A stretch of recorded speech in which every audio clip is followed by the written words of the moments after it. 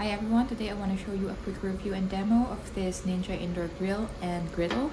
So what I'm holding right now is the griddle attachment that you can use for breakfast like eggs and bacon. The other one is the basket attachment for air frying because it also has that air fryer function. It comes with this very helpful booklet or guide that gives you an idea on what you can cook with this awesome grill. There's a guide for coverless grill and a guide for covered grilling. Personally, smoke-wise, we don't see any difference. It doesn't really produce a lot of smoke and we live in a small apartment.